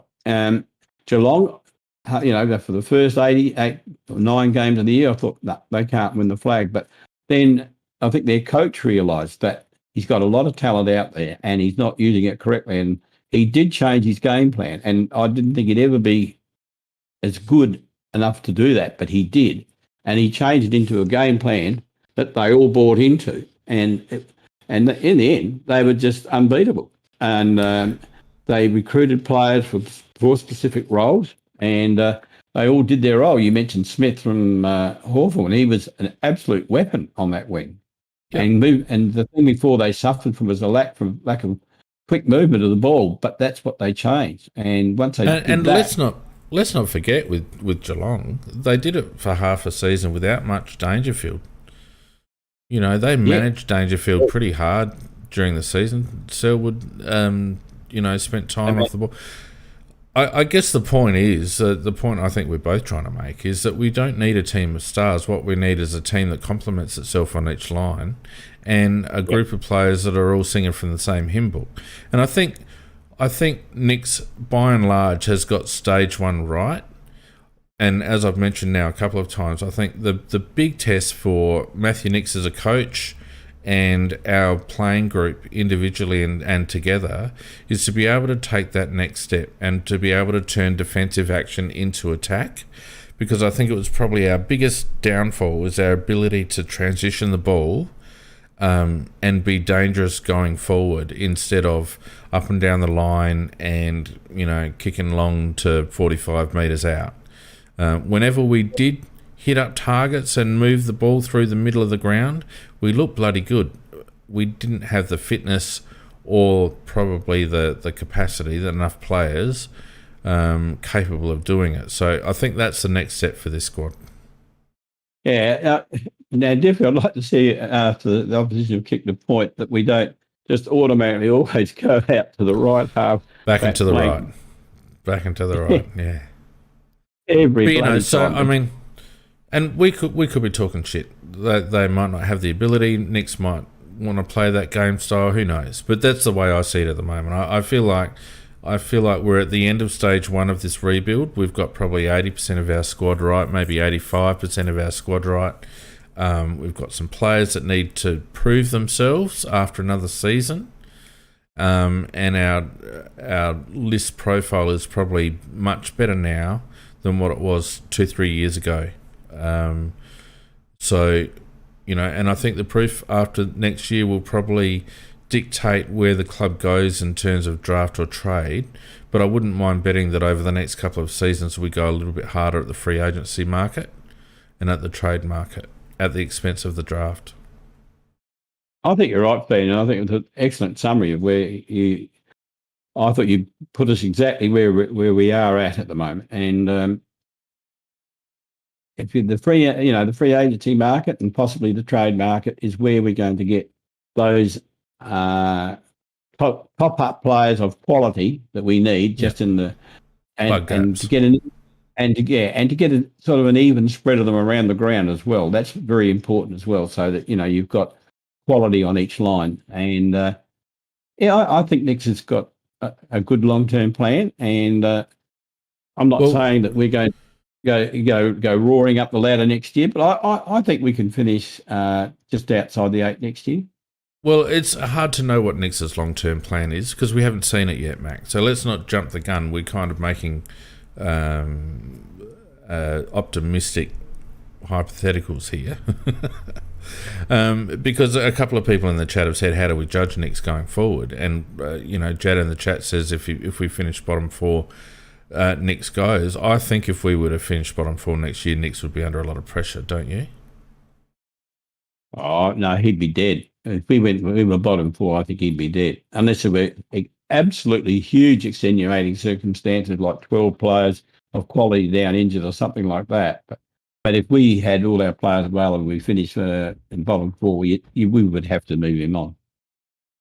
Yeah, I think the time now has come where we can genuinely start judging the team and Nix as a coach by the scoreboard, by the ladder. I don't think we need to play for picks. I think we need to play for results now. And I think next year, all things being equal, and with the trajectory of a few other teams, we should be hovering around, I would think 8 to 12 next year with probably about 10 wins. That would be my projection. Yeah, that's where I was heading to, around about pick 10-ish, something like that. Yeah. And that would be a pass as far as I'm concerned. Yep, and that would need somewhere maybe 10, 11 wins. So, not quite half the game, but, I'd say if we got 10 wins and we finished around 10th, I'd say that our progress is in the right direction. Yeah. Yeah. Rabbit in the chat says we still don't have a face of the franchise midfielder. That's very true. If we have a look at some other teams in terms of their face of their franchise, if you look at Geelong, it's probably been Selwood/Danger for the last few. Carlton obviously has Cripps and Walsh. Brisbane has Lachie Neale. Is it necessary to have a face of a franchise, Mac, to be a contender? If you want to be a contender for a premiership, yes, for sure, have to be. Is that person on our list at the moment? No, no, I don't think. Well, it could be in time if once we've got other people around them, but just as it stands at the moment, no. And Inquisitor makes the point that I was going to make. Both Dangerfield and Lachie Neale were traded in to their respective teams. Yes. Is that how we're going to get our face of the franchise? Do you think? Absolutely. I mean, that's how. Geelong have been doing this for years, and to their credit, they've a lot of teams do it, and they make one or two errors, and they slide down the ladder. St Kilda's a team that comes to mind, for example. But Geelong have been very, very good, they've always been good at drafting and trading. So, and that's why they've always stayed right up there. And if they didn't do that, they wouldn't have the record that they've got. And that's what we're going to have to do. Just one or two really gun players, go chase them and get them, and they would preferably be midfielders. Then, because I think that's where, if you've got your real star players in the midfield, that's where you start to think about winning games. So we made a grand final without a face of the franchise midfielder. But a reasonably good midfield, though. No, that's not what we're saying, though. We didn't win though, mate. No, I know we didn't win, but we won a lot of games that season, and we beat some very good teams in the final series. Yeah, but we also did have that spread of players across the whole team that were playing on the same page. Which goes back to my question. Do we need a face of the franchise midfielder? I still think if you want to win a premiership, yeah, I'll say yes, we do. Okay. It's an interesting question. I don't have an opinion either way. I could make an argument both ways. But I can see, probably statistically, statistics or results would show that you do need one. I just wonder whether we've got one on our list. I hope so, but time will be the answer to that one thing. A lot of these boys have got time to develop, and so the one that comes to mind that could be a player of that calibre is Soligo. I just think for a first-year player, he just played out of his skin, and if that's the starting point, he'll end up being he could be that type of player. Very true. So we've got 3 days to go. I don't think there's any danger that the Rankin deal doesn't get done. I don't actually think there's any danger that the Horne-Francis deal gets done. I think that'll get done in Port's favour. They might have to sell the farm. Georgiades might end up back at West Coast. Is there any left field stuff that you can see from the Crows? The one that I'm surprised there hasn't been any whispers about, Macca, is McAdam back to WA. I thought that might have been on, given his improved form. Yeah, look, he's contracted, so if he did, we did get at least something reasonable for him. I wouldn't be surprised if we did something on a minor scale towards the very end of the trade period, trying to get another draft pick in. It wouldn't surprise me. Yeah, I thought we might have been able to squeeze some value out of Gilbert, Shane. But not to be. Brampton obviously is the only other one that's got to drop. Himmelberg only had Luke. I just thought McAdam, given the state of both Western Australian teams' forward line, I would have thought he might have been on their radar, unless he's indicated that he doesn't want to go back there. Well, yeah. Look, I thought he had a fantastic year last year, and I was always quite critical of McAdam in previous years, that he looked like he sort of picked his games when he was interested or when he wasn't interested. And the thing I like about McAdam, when you see him on the field and you see his eyes blazing, you know he's on. some of his eyes look like, Yeah. I'm out here fair dinkum, like, and I really want to kill today. I want to go really good. And there's Yeah. other days he looks like he needs a good snooze. And but last year we had a lot more burning, glazing eyes. The really daggers coming out of his eyes last year, and his form corresponded to that. Yeah. One last question before we wrap it up, Mac, and that's around the ruck. We've got Riley O'Brien and Kieran Strachan, of course. Riley O'Brien's form was pretty average for the best part of the season. Kieran made the best of his opportunities without, tearing the house down. We don't have a young up-and-coming ruckman. We haven't had one since Hunter. Would you be fishing around in the state leagues to bring in a rookie ruck? Yeah, I think that would be a very good idea to do that. I think that Strachan can eventually be our ruckman, but we need a backup. No, I don't think so. I don't think so. You don't think? No. Okay. I don't think so. Well, if we had a rookie ruckman, would you be game, and he showed that he's got promise, would you be game enough to trade one of Rob or Strachan? Oh, without even questioning. And which one would you be trading? Well, whichever one got us the most value, basically.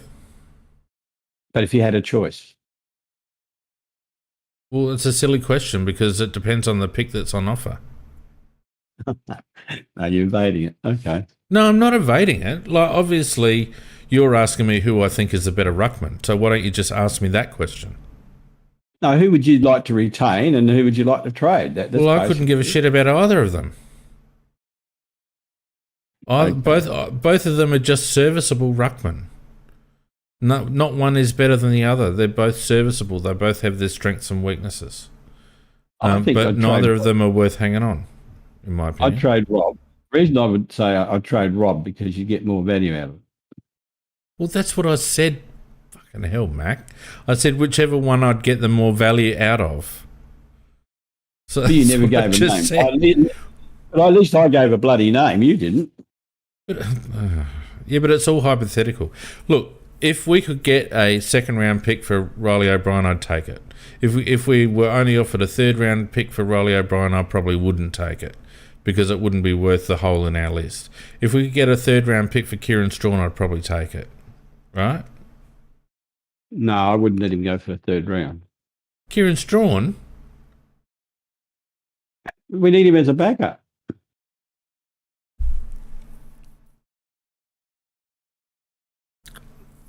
Wouldn't give him away for a third. But it isn't... I've lost track of your argument, Mac, because I thought you were saying if we were going to bring in a rookie ruckman. Oh, yeah, okay. We've got a rookie ruckman. Yeah, but I wouldn't trade him for a third. I'd want a second. For Kieran Strachan, he's been in the AFL system for like 5 years over 2 clubs and played, half a dozen games. Look, they're agreeing with you. They're saying even worse shit. Well, I think he's not a bad player, actually. But yeah, doesn't matter. Well, clearly he's not sought after by any other club. He's played half a dozen games for us. Didn't do badly. Look, don't get me wrong. I think he's quite serviceable, but he's only serviceable. He wouldn't be a first ruckman in our side or any other side, in my opinion. But your question was, if we were to bring in a rookie ruckman, would I be happy to trade one of our existing? And yes, absolutely. Because I don't think either of them are worth hanging on to. I know we were in agreement with that. It was only about the value of him. But yeah. No, but anyway, they're all. I'm obviously wrong because they're all agreeing with you, Fiend. So I accept the masses. I think they're all giving us shit because we've been going on for too long now. Look, it's a shame because it's one area. I go back and forth on ruck. I do. Sometimes I think stuff that it's not worth spending money on, and other times I think a good ruck is worth its weight in gold, and I can't make up my mind which one it is, Mac, to be honest with you. Yeah, I'd love to have a ruckman that could really dominate on the ground, like in the days like Jacobs did. For example, that's the type of ruckman I would just love to have. Yeah, and look, to be honest with you, Riley O'Brien was that at times early in his career. I've always maintained that O'Brien was valuable when he was taking marks around the ground. He had a good engine, and he would take 2 or 3 contested grabs a game. But this season, and for a lot of last season, he just stopped doing that, didn't he? Oh, he had a very poor end of the season where he could barely take a mark. That's what I said. I'm Maybe agreeing you with do you. need to go to bed. Why? So I agreed with you. So, that's so I wonder whether that's enough. Is it worth spending as much as Melbourne did in his draft year to get Jackson, for example, and how much it looks like Freo are going to pay for Jackson? Is that worth spending that much on a ruckman? I reckon he is getting 2 firsts for Jackson is one of the most overrated trades I've ever seen. I think so. I mean, I like Jackson. I think he's a good player, but he's not. He's not a too high draft pick. He's just not worth that. No, I agree with you. PJ talking about Thilthorpe in the chat. Yeah, and I mean, that's the other obvious thing. We've got Riley waiting in the wings, who will end up probably being our first ruck. But I still think we need another young ruckman coming through, which would then allow us a little bit more versatility in the way we played Thilthorpe. I agree with you. But I just wonder how much is too much for a decent ruckman. I mean, we've done very well over the last 10 years with Source coming off a rookie spot in Carlton. We've had O'Brien coming through the rookie system as well. I don't think we've done pretty well. We've done it on the cheap. There's no doubt about that. Yeah, I certainly wouldn't like us to be paying 2 first rounders to get a bloody ruckman. Definitely not. No, I agree with that. I think it's ridiculous. Anyway, well, mate, I think we've pretty much done it to death. Obviously, trade week, the trade period, I should say, finishes on Wednesday evening. So we'll probably come back next Sunday and wrap it all up and see how we went and see what people think. And in the meantime, I'm sure we'll hit Twitter and all the other socials to give our running commentary. But in the meantime, mate, it's been very good to have you back on, and it's been fantastic to see so many people tuning in on YouTube and also on other platforms and having a chat as we're crapping on ourselves. So there you go.